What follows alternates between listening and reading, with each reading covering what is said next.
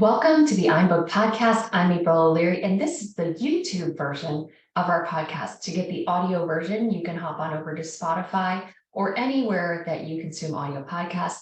We are going to jump into some really cool content, so stay tuned for our next guest. We look forward to connecting with you, and be sure to subscribe. And to start your author adventure, hop on over to o'learypublishing.com, where you can map out the entire process and see what writing a book would look like for you. Let's get started.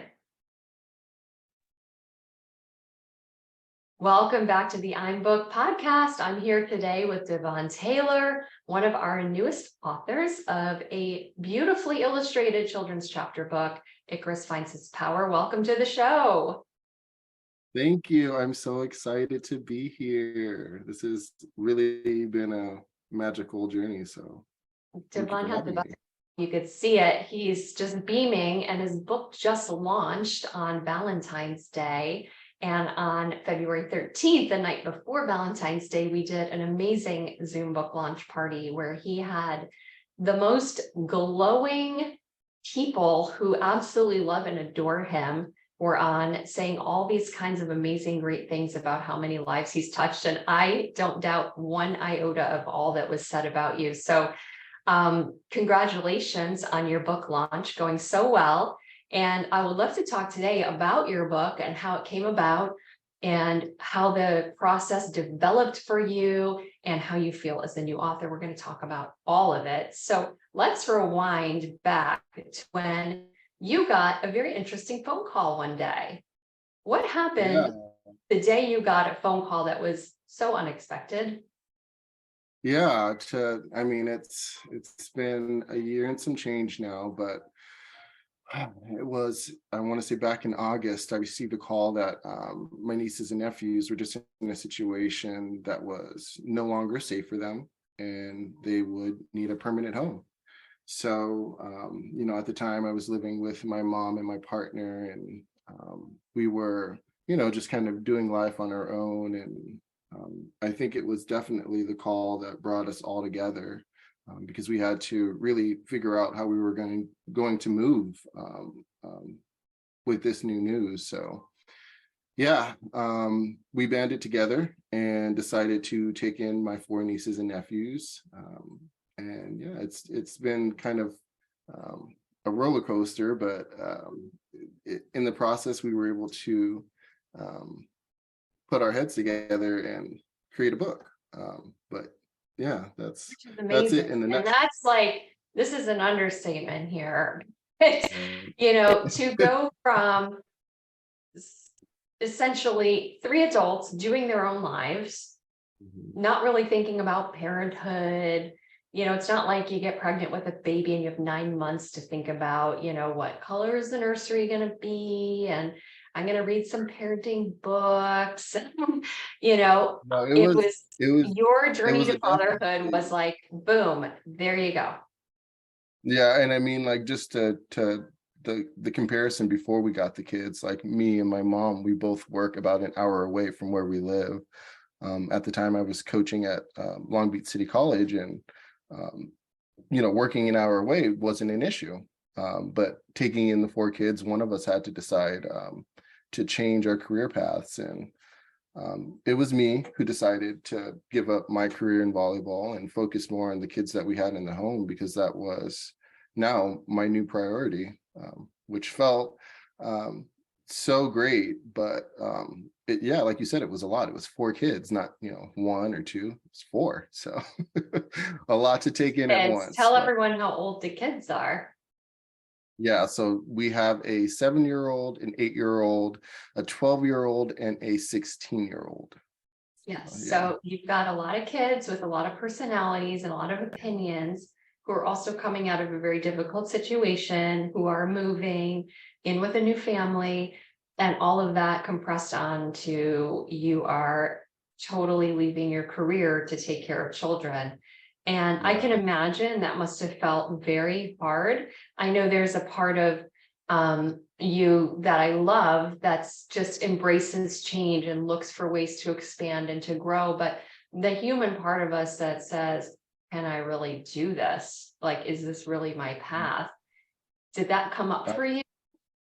Absolutely. I mean, volleyball was my life. It was something that I felt like I was going to grow old doing, and to have to give that up was really hard at the time. Um, and it really took a lot of just self-reflecting, a lot of inner work, a lot of really just being able to shift my mindset in that moment to what was important, and the kids coming in was the most important thing to me, and just making sure that they were safe and secure. So yeah, it was really hard, but I think I was ready for the opportunity to raise my own kids, because volleyball, you're raising other people's kids, and through the sport you meet so many different personalities and whatnot. So I felt like I had been prepared, to take this on in a way. So yeah, I was Sure. lucky to have them. Yeah, and I have seen the dynamic now on the Zoom book launch that we had, and Devon was on with JC as partner, and the four kids were all holding up the book in the background. And I'm still impressed because I have children and I have also worked with children that they literally sat there the whole time. Yeah. Like, just even the fact that they sat there the whole time was, I don't know what you bribed them with or what threats were made, but they did an awesome job really being supportive. And I've noticed that with the people that are around you, you have this chosen family that are supportive. And what a blessing that is. But that's something that it seems like you've created deliberately. So how have you done that? I honestly, it was so ironic to see in in real life. Like the whole book is about Icarus meeting personalities and people that kind of shape who he is. And as I was hearing people talk, it was almost remarkable to make that connection, that my book is about, essentially spreading love. And here are all these people from different points of my life, giving that love back to me. So it was very surreal in that moment. And I think just for me, creating genuine connections is how I've been able to hold on to those relationships that mean so much to me. So yeah, Really, it was a special moment. and your connection with your kids, I think in, not a super long period of time is evidently clear how much you all care about each other. And part of that journey, which led to this book, which I would love to talk about, is your creative storytelling with them and some of the drawings and the ways that you chose to connect with them early on, which led to this point. So give us a peek into your world of creativity with your kids and storytelling. What was that like? Yeah, I mean, they're super artistic as it is, so it was really just tapping into the potential they already had. So I started off with just simple questions like, "What do you guys want to be when you grow up?" And they the new sensation now is YouTube, TikTok. So Tina and Damon naturally said they wanted to be YouTube stars, and Olivia wanted to be an artist. So naturally, my mind went to what could we do together that could grow into all of that. And a book came to mind, and that was something I've always wanted to do, was write a book. And it was the perfect opportunity to kind of blend all of our creativeness together. So we sat down one day and we had the kid. We actually went to Lake Forest, I want to say, where we got a picnic table. We all sat down and we started creating vision boards. And with those vision boards, we were kind of creating what we wanted to see within the next year. And we took those vision boards back home and sat down with the kids. And, on my vision board was Icarus v. Smicurus, which was the first draft of the book. And so that was the first thing I wanted to work on with the kids. And we sat down and they started drawing characters. And then with the characters, we started thinking of an idea of, how we wanted to progress these characters through a story. And yeah, it was completed as a rhyming book at first, and then we brought it to you guys, and you guys were able to help me transform it into what it is now. So yeah. I love that the journey that a book goes through, to come from an idea and for the idea to be planted in the mind of someone who's creative and courageous, really, to act on it, to even put it on a vision board and say, this is something I always wanted to do. But then not only that, then you actually wrote it, which I can't tell you as a publisher how many times I will be out at a networking event or out, and someone say, I have a book idea. And I say, oh, have you written it? Well, no, because it's like, okay, well, it's never going to be a book if it's just an idea. And you were courageous and creative enough to write it. And then JC was the one.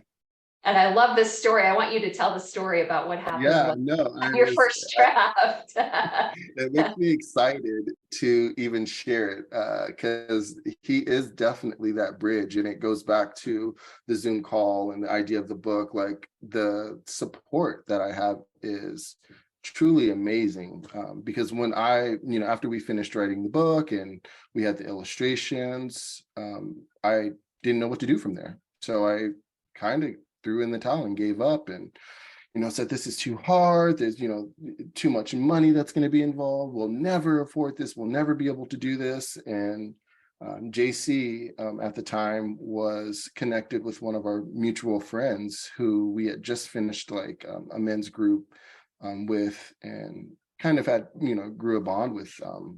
David is his name, and he reached out to David, and David provided your information. And I didn't believe JC at first, honestly, when he came to me, but he came to me one day and was like, we have an interview with the publisher. And I was like, what?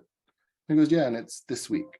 It's like, what? And I was so shocked and surprised that he had set it all up and was so convinced that this was my path. This was what we were going to do. And it was all a shock, but so amazing. And when we finally sat down with you, it was surreal to me, but after the initial meeting, it just felt so right. So I knew we were onto something when we found you guys.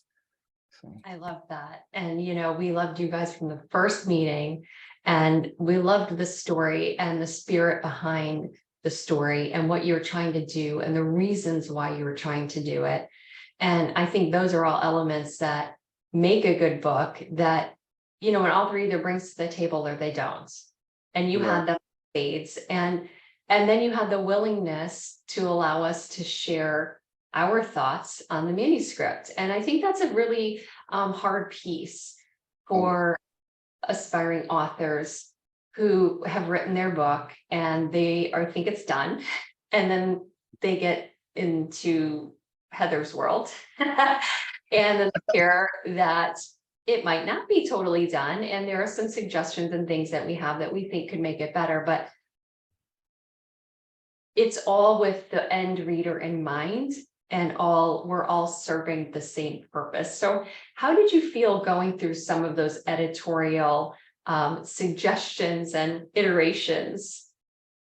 Yeah, no, that was the hardest part about the process. I think, initially I had set my mind on the rhyming book. And then when that was changed, I was like, okay, now I have to write this really long book, like, a Harry Potter type. And, when I wrote that 18 chapter version, it was, kind of just like a mess. And when you guys proposed the version we went with, I was devastated at first. I thought, oh, my idea, it's not going to be seen. People won't hear me. But the more I sat with it and the more I just really meditated on it, and I guess really just absorbed the idea of what I was trying to present to the world, it became so much more clear, and I was able to throw out all that, nonsense of just not being able to adapt. And I think the book writing process is really, you have to be super,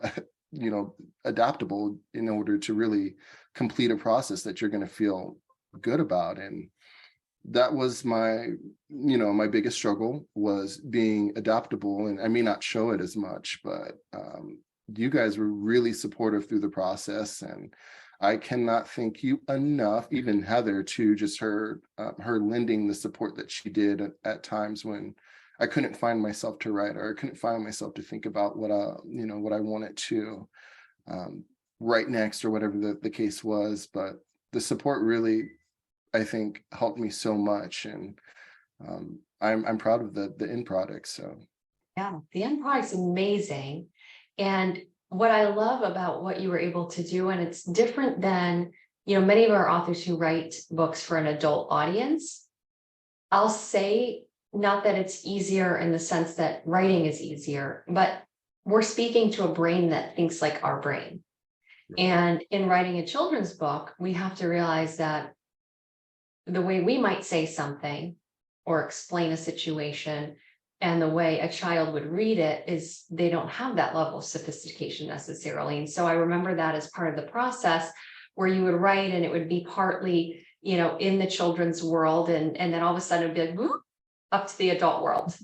And then I'd say, I remember saying to Heather, I'm like, this is to adults. This is adult language. So how do we take the adult concepts, which is what we're trying to do, is put these larger, bigger concepts of awareness of self and power that's within, and friendship and chosen family into this magical world that a child could look around and see and feel and hear and be a part of. So how do you find that process and being able to, and I don't want to call it dumb down, because it's not dumbing down, because sometimes the wisest things are the most simple, but to get into like the child's mind. How are you able to do that? I was always, really into Saturday morning cartoons. So I watched cartoons like, Batman and Robin, The New Adventures of Superman, Dragon Ball Z when I was younger.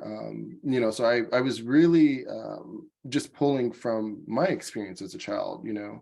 What would, what did I respond to? What did I think was interesting when I was a child, or even connecting with the children that I have now, with their mind. I really lent on them for a lot of the concepts, because, we would sometimes, when especially that second draft, that 18 chapter version, I sat down and tried to read it to them, and I could tell just by the way they were like kind of, gazing off or not really engaged in the story.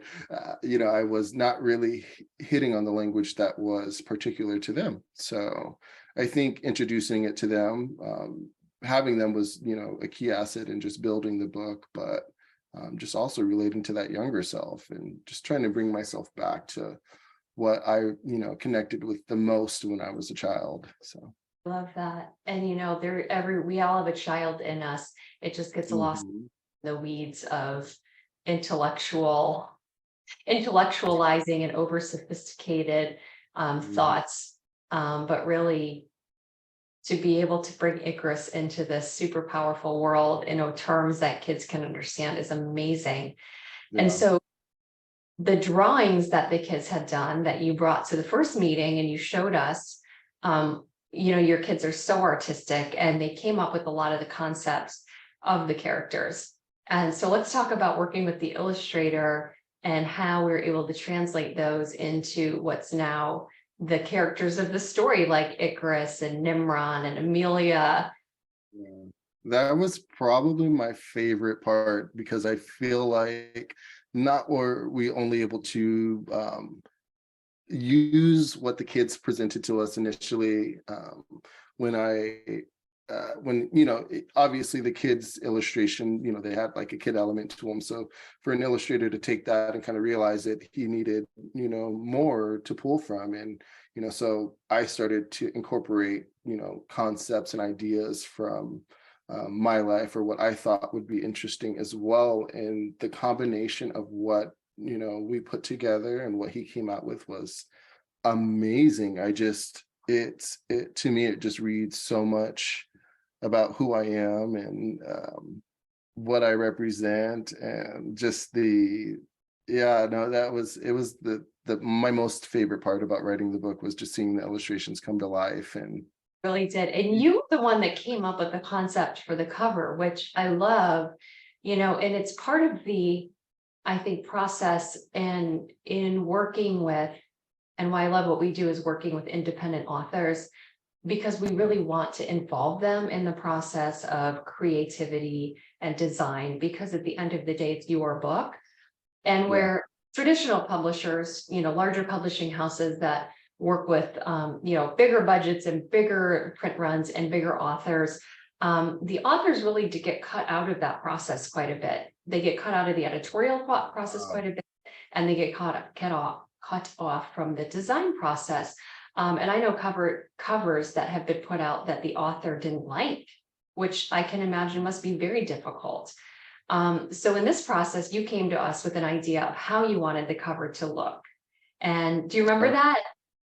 Yes, and yeah, absolutely. I remember the references I sent, and I remember even the poses for the characters I sent, and he took everything I said and turned it into something that I love. I would have hated to not be a part of this process, because yeah, no, it's totally me. That the cover is just pure magic to me, and it has all of the characters, and yeah, that process was super special to me. So anyone that is writing a book, I would hate to be left out of that process. That doesn't sound fun. But Well, and there's this, the process of developing the book and the manuscript, and then being part of the creative process and being part of the marketing, and how is this going to work, and how are we going to get this in front of people? It's really a full endeavor that the author gets to participate in, and every author has their strengths that they bring to the table and their areas where they need help. But one area that I think you really soared was what you decided to do with the book and with your store. So I would love to talk about that.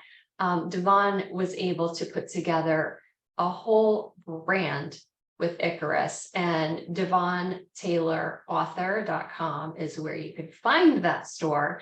But let's talk about the merch and the cool stuff that goes along with the launch and the birth of Icarus into the world.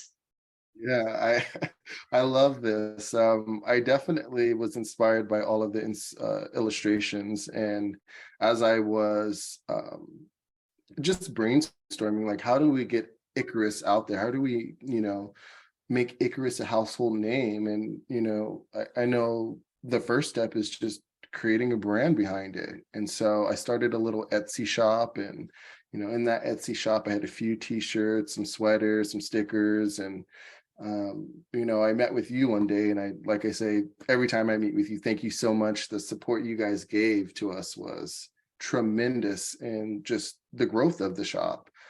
After meeting with you, we switched it to Shopify, and from there, I just had this creative surge, and JC is so involved, so he was throwing out ideas. Let's make a cup, let's make a candle, let's let's do that. And then next thing you know, we have like 30 items in the shop. And yeah, it's been really fun to mess around with the website, to create all of these different unique items, and they're all based on the characters from the book, so it feels even more special and even more connected to my purpose, which is just spreading that love, and in any way possible. If it's through a coffee mug or through the book, I'm so happy to do it. So it feels great.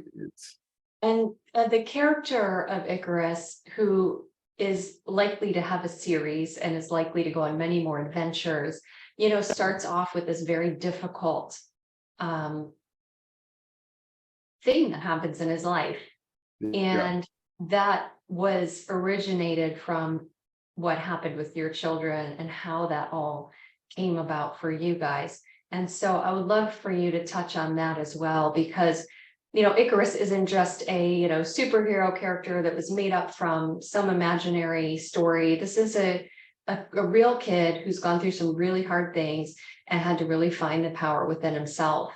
And that's the story arc, with a lot of magical touch points along the way that I think the illustrations really bring to life. But let's talk about Icarus and who Icarus is. I love that. I love that question. Yeah. So Icarus, at the beginning of the story is a boy who is just so loved by his mom and feels so connected to his community. And so he's, grows up in such a loving way. And so, when his mom, to not give too much, when his mom is, taken from him, he's left in a different kind of world where he's he doesn't have that support of his mom, and she's no longer around to answer his questions or just support him in any way that he needs. So in a sense there's a void that's there in his heart, and so he's left to kind of pick up the pieces of losing his mom. And because his mom is no longer there and she's his only family, naturally his mother's friend takes him in, Juno, which is it's a magical story. So he's his mother's wise husky. So Juno becomes kind of like a parental figure for Icarus, and that dynamic has its own revelation to it, because Icarus has to adapt to a new parental figure, and he's not sure how he feels about it, because Juno's not like his mom. So yeah, it's definitely a story pulled from a real world experience with me and the children, because we are in a completely different situation. I was their uncle, and now I'm their guardian, and I'm wearing a different hat for them. And like Juno, it's really hard sometimes to relate to them in a way that feels impactful. And so I think with this book, this is probably the most impactful thing I think I could do, for them, to show them they're worthy, and anything they want to do in life they can accomplish. So yeah, it's so connected to my heart and so connected to my story that I'm so proud of it, and I'm so glad that I'm able to share it now with the world. I keep imagining the moment when you get up on stage at our Booked Naples event, which is coming up in a few weeks on March 17th, and Devon and JC and the 4 kids are coming from California to Florida for Devon to speak at our annual speaker event. And for them to see you on the stage, I think is an unbelievably impactful moment for the whole family. And I keep thinking about how that marker for them will last a lifetime. And it's the journey that started maybe at a picnic table. It's unbelievable. Yeah, I mean, from the picnic table where we were doing our vision boards to Naples, Florida, to present a speech, it's quite amazing, and it feels super overwhelming at times. But I mean, I couldn't feel even any more happy than I do at this moment, especially with just everything going the way that it is. So I'm so thankful. Well, I'm so excited to meet you in person, and JC, and Yeah, we're so really excited. love your story. Icarus Finds His Power is such a powerful book for kids and adults. Adults will love the story too, so don't discount it if you're an adult. Can't hate on a great kid's story. And Right. to be able to share that story with your own kids or your grandkids or your nieces or your neighbors or your nephews or your kids' friends, is going to be really an important thing that as an adult we can do to help get the word out about Icarus. Sharing it with your school librarians, getting it Yep. into the schools. Because really now, I think in our world, the days are gone of the traditional family, one mother, one father married for a lifetime with kids and the white picket fence. Yep. Now there are so many different types of families, so many different ways to find your purpose and to experience love and to be part of a much bigger world. And thank God for that. And I think for kids to be able to have a story to show them that they can get through anything, and that their people will surround them with love is such a key message that you have courageously brought forth. So thank you for taking the chance on yourself and for having the Yeah. we honor that in you. And do you have any final words of thoughts that you have about the book or what you hope for the book, or want to I mean, say that I didn't yeah, cover I yet? no, I just hope that the book continues to inspire anyone that reads it. I know that I was telling you before we jumped on, a friend of mine from the UK, she has a passion of writing her own books and was ignited by reading Icarus Finds His Power. So I'm so proud that it's already affecting people in the way that I wanted it to. So yeah, no, that's really it. Just spread love and read the book and share it with a friend if you can. And yeah, thank you. I love it. And inside of the front cover, when you get the book, because I'm sure you're going to pop on over to Devon Taylor Author and get your autographed copy, or you can go to Amazon and get a copy if you're outside of the US, anywhere around the world. But my encouragement is scan the QR code, and then you can get to a shop so you can see it's adding products all the time. And make sure that you go back to Amazon, even if you bought it from the website, and leave a 5-star review so that people can discover the book and see how impactful it is. So thank you for being on the show, Devon, and for trusting us with your book. I can't wait to see you. Much blessings to Icarus as he launches into the world. And thank you, JC, if you can hear me, for getting the chance to reach out to David and to getting us connected across the country. So there are no accidents. Here we are. So thank you, and have a great day. Thank you. So this has been another episode of the iBook Podcast. I'm April O'Leary signing off. Be sure to hop on over to o'learypublishing.com to start your author adventure and see what writing a book could do for you in your profession, in your career, and what doors it might open. We thank our guests for being a part of the show today, and be sure to subscribe to podcasts here on YouTube. We look forward to serving you and helping you get your book out into the world.